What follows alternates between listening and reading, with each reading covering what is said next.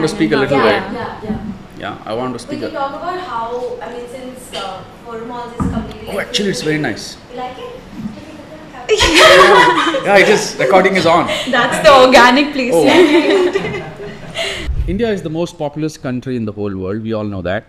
But what is interesting is that India is also the youngest population in the whole world. And if you dig a little more deeper, what you find is India is also the most educated population in the whole world. But that is not all. There's something even more interesting for which you will have to watch this whole video, and it's about entrepreneurship.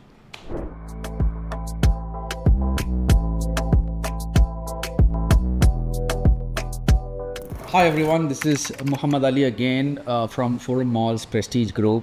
I have with me two very young and pretty ladies, although slightly older than me, Shreya and Shreya Mittal, co-founders of the brand Cava, which they actually founded while studying. And today that brand is worth 1.2 billion Indian rupees. Okay, so I'll start with Shreya. What was life like before Cava? We've been living in Bangalore all our life. We studied here, we grew up here. We come from a very large joint family that's seen businesses around us. So we've grown up in a very business heavy ecosystem where, dinner table conversations used to be about how we could optimize on bottom line or how turnover could increase 10 to 20%. So that's the kind of environment we grew up in. We're Bangalore kids. We love Bangalore. We think there's no other city like Bangalore. And that was life before Cava kind of hit us. So that's about Bangalore.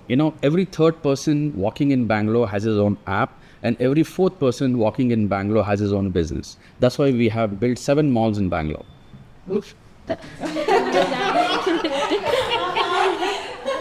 So, Shreya, on to you now. So, tell us about your academic journey. What did you study, and how that education inspired you for the entrepreneurship? Yeah. So both of us did our schooling from Bangalore, and then we went to the UK for our undergrad.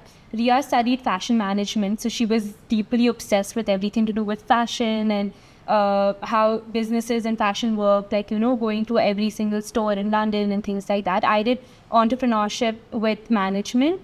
So I was always very enamored by the entrepreneurial journey, also having seen and heard that and gotten a lot of support in starting our journey from our family itself, because they've always been pushing us and not, telling us that we should never be scared of taking the risk, which essentially it is. So that's when we decided to kind of take the leap and, go ahead with Cava even before we kind of knew anything and how to really get at it. Now, if I have to continue, the interesting thing is when I was studying and when we came out of college, which is just a few months back, we all were looking for jobs. That's how everybody did. Yeah, so me and all my classmates and everybody were just doing that. So it's really interesting that you have done something different. And you also mentioned about your family and family dinners and why you guys thought like that. Did you ever thought about working first and gaining some experience?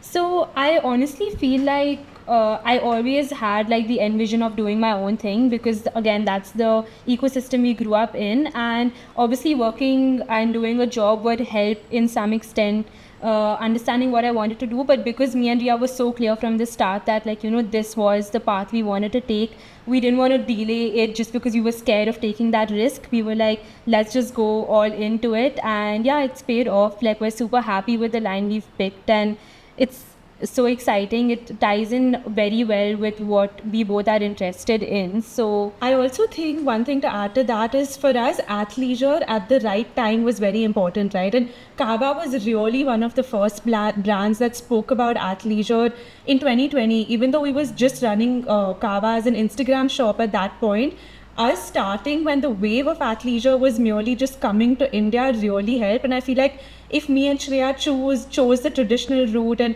waited to graduate, then got jobs, etc., we would have delayed this whole process by about 5 years, and now the competition is intense. So us having that first mover advantage really helped solidify Cava in minds of what the athleisure scene today looks like in India. Actually, you answered the question which I wanted to ask. But still, what was the aha moment where you said athleisure?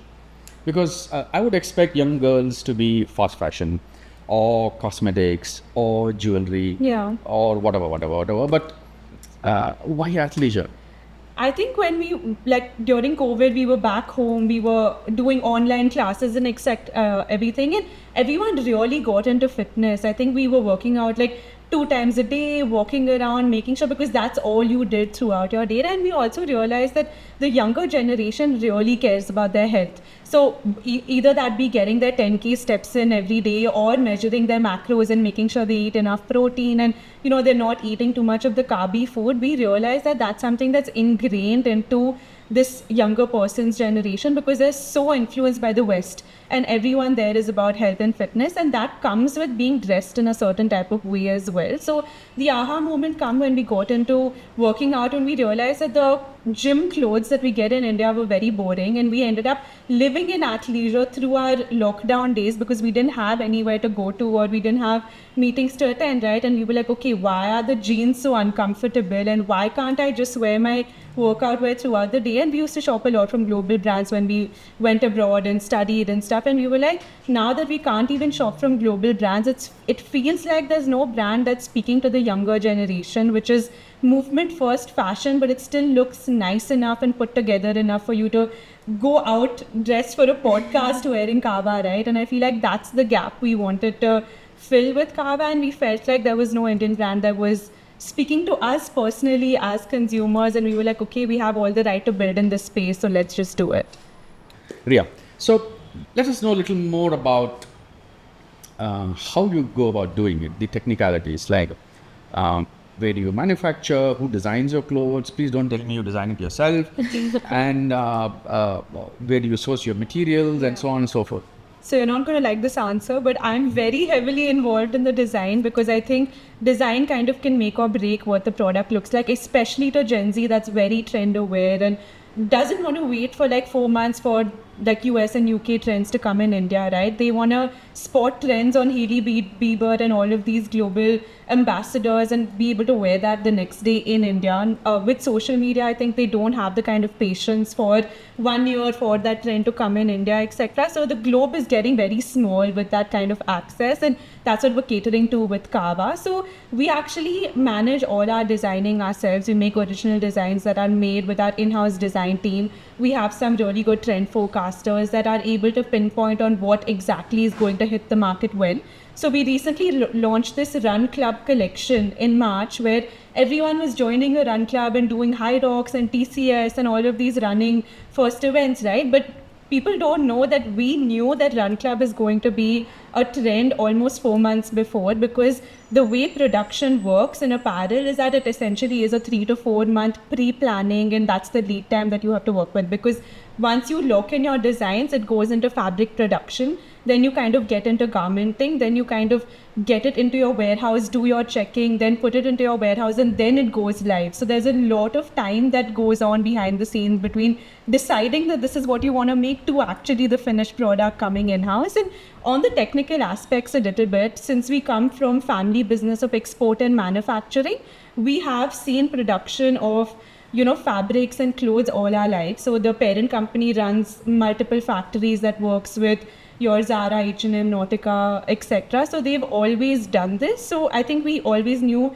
fabric had to be the USP at Cava. So we've actually trademarked this specialty blend called ADPT, where it's a proprietary nylon spandex blend that we work on, and we kind of get that fabric manufactured solely for Cava use, and we use that across multiple different products. And the main benefit of that is that it's truly adaptive fabric, right? Be that you're going to play pickleball or the gym or brunch or whatever, that fabric is going to hold you throughout the day, and it's breathable enough but still super stretchy, has moisture wicking properties, but also gives you that sleek sort of fitted snug look that you want. So we took a lot of R&D to come about this fabric itself, but we make sure that our fabric really stands out and is superior than what you get sort of in the market.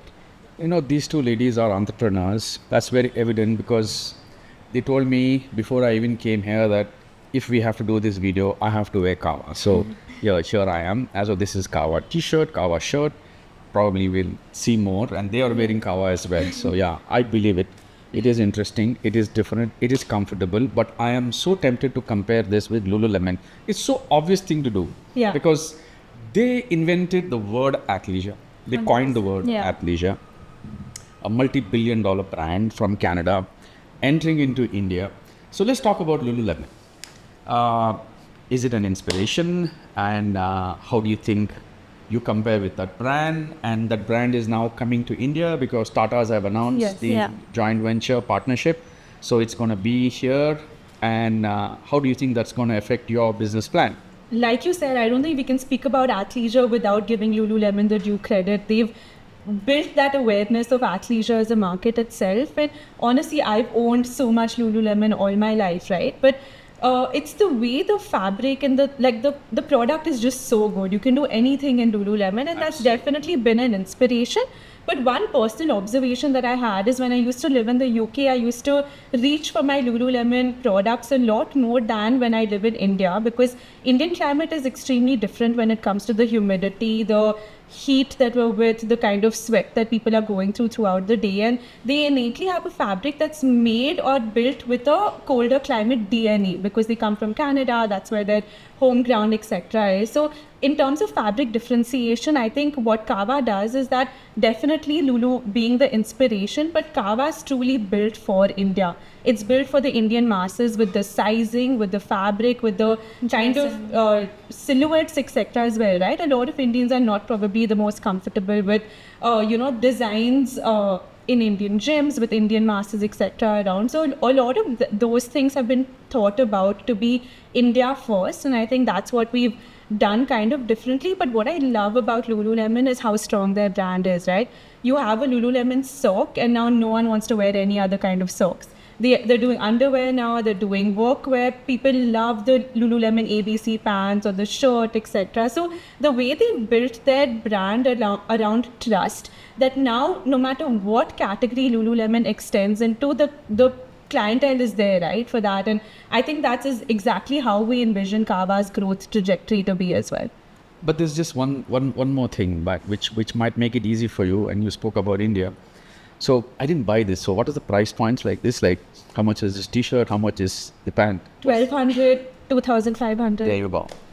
So a Lululemon last time I checked was 12,000 rupees. If you convert it into Indian rupees, a band, and then similar numbers towards the upper garments. So yeah, you have an edge. Yeah. So that's actually why we're super excited for Lululemon to come to India also. It's only going to make people accept Cava as a brand better, because they are going to be able to see that the product is literally the same or even better, and at a 1/4 of the price. So it's honestly going to do wonders for the Indian athleisure market and scene in general. Yeah. I think we have covered most of it. We are towards the end now, and it's getting interesting.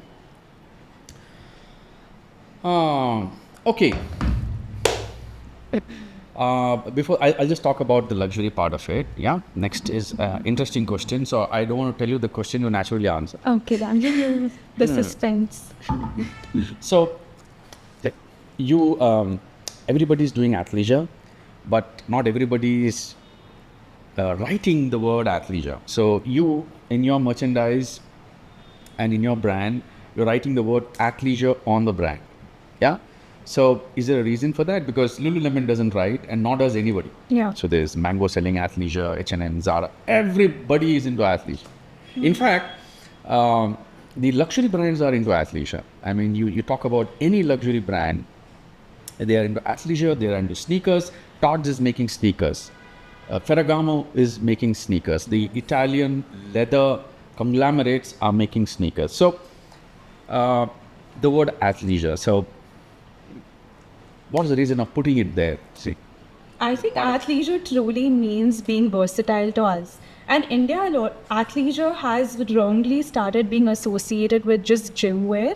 But I think with Cava, we're not taking that 1 hour of use case where people are going and wearing it to the gym, right? You're wearing a polo, which is not something very traditional to just wear in that use case. But I know you could play a sport in this and go for a brunch and go for a movie, right? So athleisure truly means versatile clothing. And I feel like that doesn't limit what a customer thinks athleisure is, but also gives it a differentiated niche, because apparel in India is so crowded, right? You have people doing fast fashion, you have people doing like T-shirts, shirts, flannels, etc. So athleisure being our niche, especially because Gen Z understands what athleisure is and truly wants the kind of products that athleisure umbrella kind of houses. So I think it helped us gain that initial differentiation in the market without having to try to over explain ourselves. And now we have major category expansions, etc. So it's not limiting to what Cava does, but it gives it a value added edge, is how I'd say it. Actually, it's a good strategic move. You know why? Because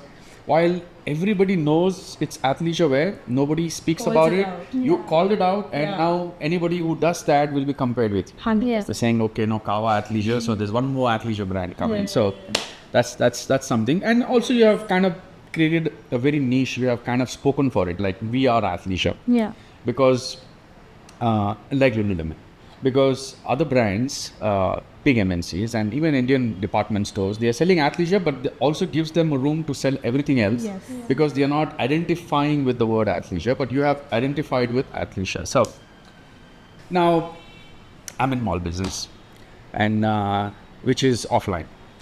And we strongly believe that online is helping the offline business, because you guys have opened in one of our malls in Whitefield, and you want to open more stores offline. So is this a pattern that brands experiment D2C online because the convenience, you reach people faster, but at some point of time, there is a threshold where you have to go offline.